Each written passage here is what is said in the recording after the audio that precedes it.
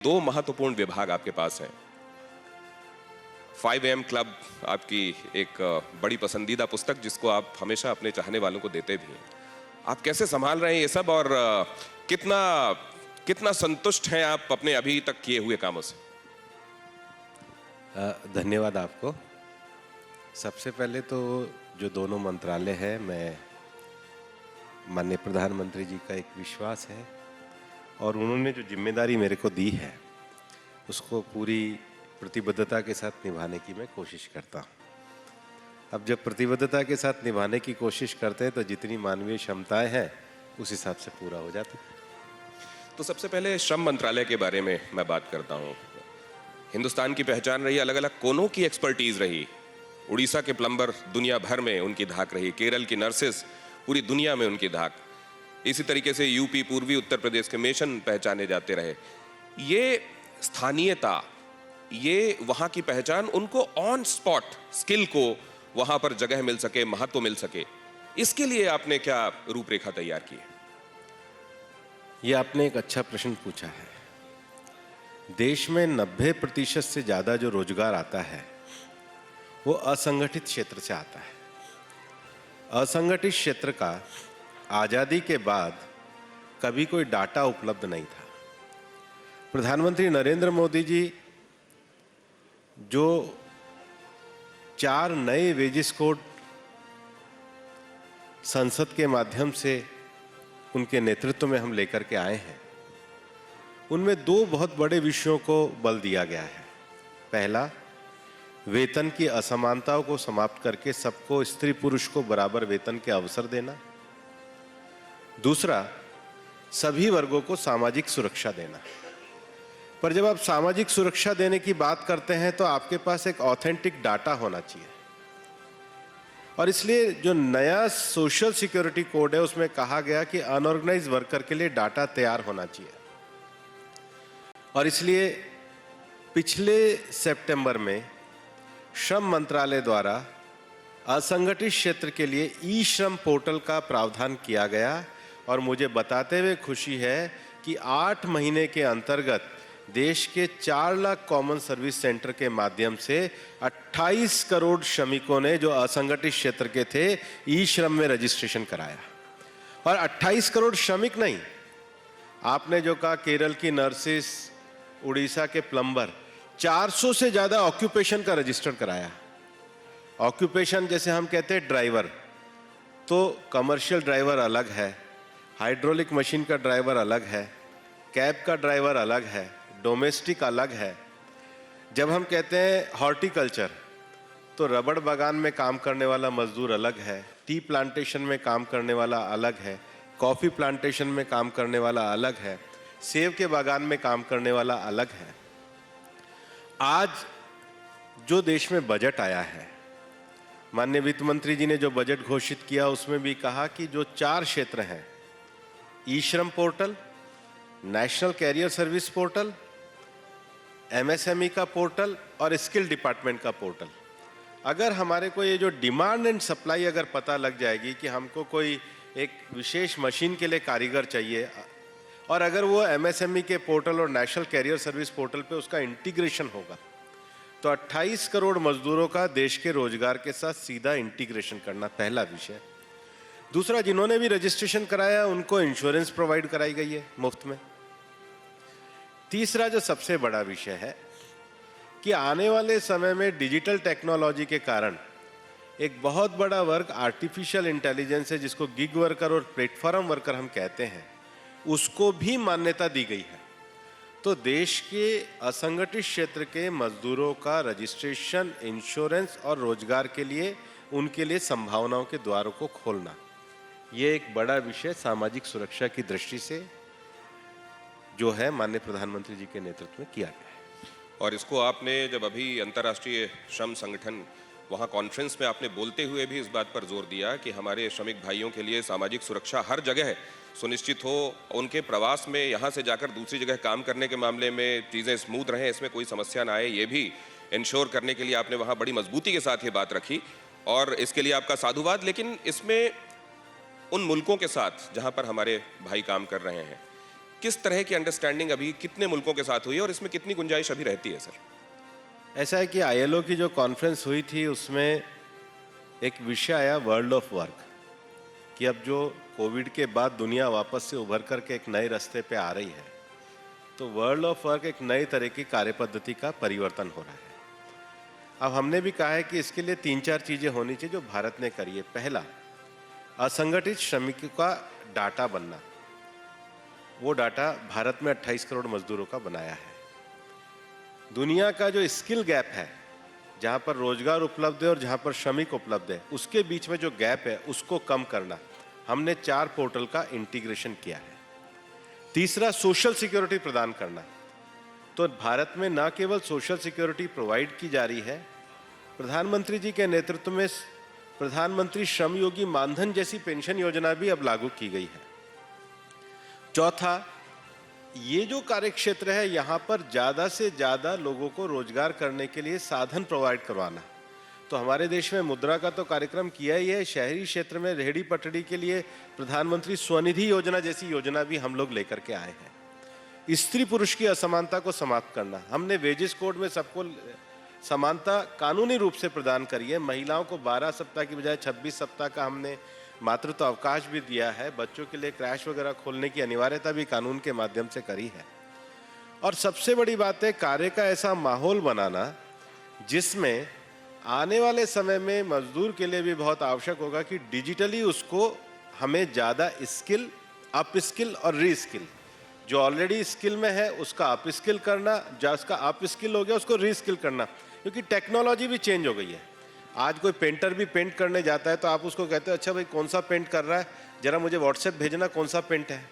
अब है तो छोटी सी टेक्नोलॉजी, लेकिन जो इसके साथ जुड़ा हुआ है उसका अपने आप स्किलिंग हो जाएगा। तो इन सब विषयों पे भारत सरकार के द्वारा जो काम किए जा रहे हैं, ये इंटरनेशनल लेबर कॉन्फ्रेंस में भी हमने सबके सामने रखे।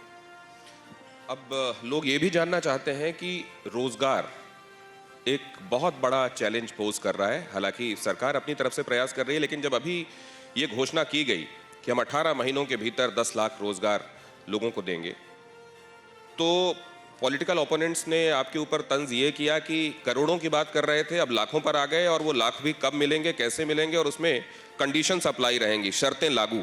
बाद में जब आपको पता चलेगा कि किस तरह का रोजगार है, कब तक के लिए है, क्या है, तो आपको ये पता चलेगा कि आपके हाथ में असल में क्या आया है क्या नहीं। इस पर आपका? रोजगार के अवसरों को संगठित और असंगठित क्षेत्रों में दोनों में बढ़ाने का काम सरकार के द्वारा हुआ है, और ये इस बात को दर्शाते हैं। हम तो सबको कहते हैं, लगातार हम कह रहे हैं, आप प्रोविडेंट फंड के आंकड़ों को देखिए, उसमें लगातार वृद्धि है। आप नई रजिस्ट्रेशन इकाइयों की संख्या देखिए, उसमें लगातार वृद्धि है। आप उत्पादकता को देखिए, उसमें लगातार वृद्धि है। उसके साथ ही साथ भारत सरकार में पीरियोडिक लेबर फोर्स सर्वे का जो सर्वे आ रहा है, अब तो जो हमारे अपोनेंट हैं उनके भी सर्वे लेटेस्ट आप देख रहे हो, बता रहे हैं कि रोजगार के अवसर बढ़े हैं। और भारत में पिछले 1 वर्ष में एक और नया काम हुआ है कि अभी तक जो सांख्यिकी विभाग का पीरियोडिक लेबर सर्वे था वो एक तरीके से सप्लाई साइड के लिए था, लेकिन डिमांड साइड भारत में कैसी है, तो लेबर ब्यूरो के द्वारा पिछले 3 तिमाही सर्वे आए हैं जो ये दर्शाते हैं कि कृषि के अतिरिक्त 9 अन्य जो क्षेत्र हैं, कृषि के अतिरिक्त, जैसे आईटी का सेक्टर है, शिक्षा का सेक्टर है, हॉस्पिटैलिटी का सेक्टर है, ट्रेड का सेक्टर है, मैन्युफैक्चरिंग का सेक्टर है, ट्रांसपोर्टेशन का सेक्टर है, ये टेक्सटाइल का सेक्टर है, ये जो सेक्टर है इनमें डिमांड कितनी बड़ी है। और 2013-14 के मुकाबले में देश में 3 करोड़ 8 लाख रोजगार की डिमांड बढ़ी और रोजगार उपलब्ध हुआ है। और मैं तो ये कहता हूँ लेबर ब्यूरो के सर्वे भी नेट पे उपलब्ध है।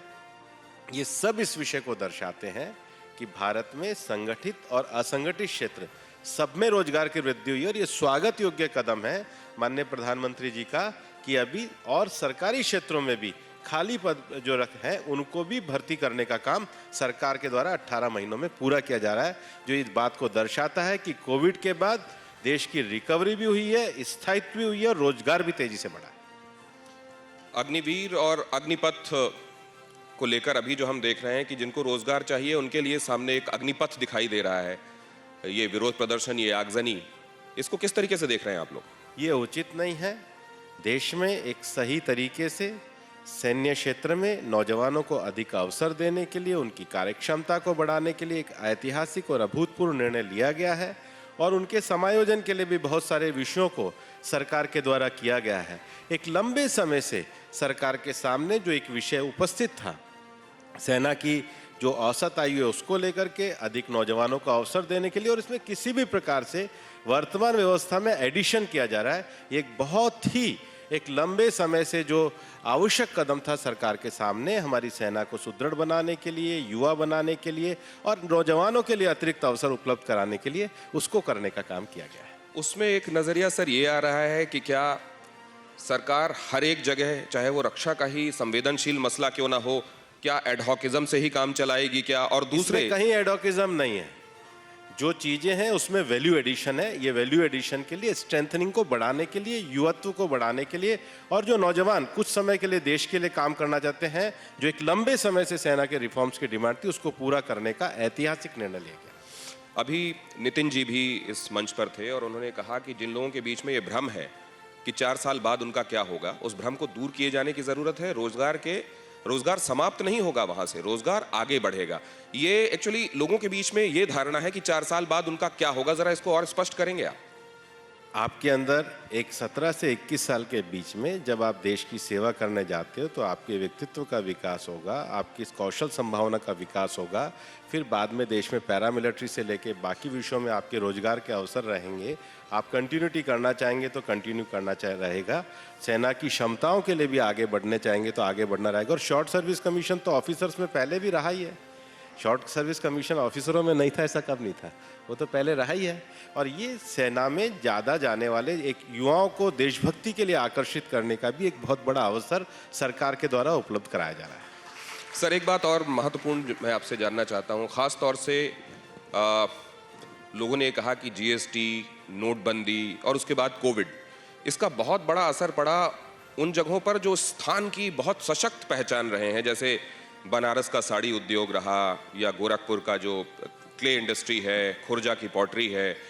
इन जगहों पर इस स्थानीय पहचान का डंका बजे, फिरोजाबाद की चूड़ी, और उसका डंका पूरी दुनिया में सुनाई दे, इसको इंश्योर करने के लिए क्या किया जा रहा है सर? क्योंकि यहाँ काम करने वाले कामगार जो हैं वो कह रहे हैं हाँ, पहले से सिचुएशन ब्लीक हुई है थोड़ी सी उनके लिए। यूपी सरकार के द्वारा तो 1 डिस्ट्रिक्ट 1 प्रोडक्ट का कार्यक्रम चलाया गया है।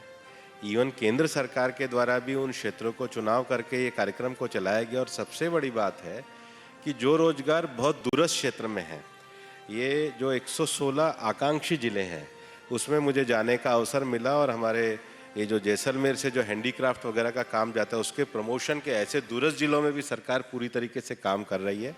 1 डिस्ट्रिक्ट 1 प्रोडक्ट ये सरकार के द्वारा काफ़ी जगहों पे बढ़ाया गया। और केवल आप इसको उत्पादकता की दृष्टि से मत लीजिए, सरकार के द्वारा जो फॉरेस्ट प्रोड्यूस एफपीओ जो स्थापित किए जा रहे हैं देश भर में 10,000, क्योंकि क्षेत्र विशेष की अपनी कुछ विशिष्ट भौगोलिक परिस्थितियों के कारण कुछ उत्पादकता है, उसको वैल्यू ऐड करके कैसे बढ़ाया जा रहा है, सरकार के द्वारा एफपीओ का कार्य किया जा रहा है। और इसमें भी जो उसकी यातायात की सुगमता के लिए तो अभी कुछ समय पहले सरकार के द्वारा नई ड्रोन पॉलिसी लाई गई है, ताकि उन सामग्रियों को हम किस तरीके से अच्छे तरीके से स्थानांतरित करें। तो तकनीकी के माध्यम से उनको सुदृढ़ता देना, आधारभूत ढांचा उनका विकसित करना, स्थानीय कौशल को विकास करना और समान विकास की संभावनाओं के लिए आधारभूत ढांचा सब तक पहुंचाना। अब आधारभूत ढांचा पहुंचाने के लिए गतिशक्ति जैसा बड़ा कार्यक्रम किया जा रहा है। गतिशक्ति क्या है कि रेल की सुविधा, पोर्ट की सुविधा, सड़क की सुविधा, इंफ्रास्ट्रक्चर की सुविधा, लॉजिस्टिक की सुविधा, ये समान रूप से पूरे देश में उपलब्ध हो। एक बार अगर लॉजिस्टिक की ये सारी सुविधाएं देश के सुदूरवर्ती क्षेत्रों तक जाती है तो निश्चित रूप से विकास की गति को पंख लगते हैं। इन सब योजनाओं को समन्वित दृष्टि से, whole of the government approach की दृष्टि से माननीय प्रधानमंत्री जी के नेतृत्व में किया जा रहा है। सर, एक और बहुत महत्वपूर्ण बात आपसे जानना चाहता हूँ। हमारी ये जो 130 करोड़ की ताकत है, ये असल में ताकत तब बनती है जब ये मुट्ठी बने। डेमोग्राफिक डिविडेंड जिसकी हम बात करते हैं सर, डेमोक्रेसी, उसके बहुत सारे डिविडेंड हैं, लेकिन साथ में टू मच ऑफ डेमोक्रेसी जिसको कहते हैं is also a form of anarchy. इस मामले में जरा मैं आपका अनुभव जानना चाहूंगा, क्योंकि आपने संगठन से लेकर यहां तक एक महत्वपूर्ण काम किया है। कैसे एकजुटता आए और कैसे सारे लोग एक लेवल पर एक तरीके से सोचें और एक ऊर्जा मिले देश को, वो इम्पेटस मिले जो वाकई विश्व गुरु बनाए, इसके लिए हमको क्या करना पड़ेगा? हम तो पूरी तरीके से डेमोक्रेसी पे विश्वास करते हैं और हमारी तो लड़ाई ही डायनेस्टी वर्सेस डेमोक्रेसी की है। तो देश में डायनेस्टीज को हटा करके डेमोक्रेसी देने में तो भारतीय जनता पार्टी का ट्रैक रिकॉर्ड बहुत अच्छा रहा है। हम तो अभिव्यक्ति की स्वतंत्रता के भी समर्थक हैं। ये तो वो लोग क्वेश्चन कर रहे हैं जिन्होंने कभी इमरजेंसी लगाई थी। आप उनको पूछोगे तो अकाउंटेबिलिटी उनकी है, हमारी तो रिस्पॉन्सिबिलिटी है और हम इसको रिस्पॉन्सिबिलिटी के नाते ही निर्वाहित करते हैं।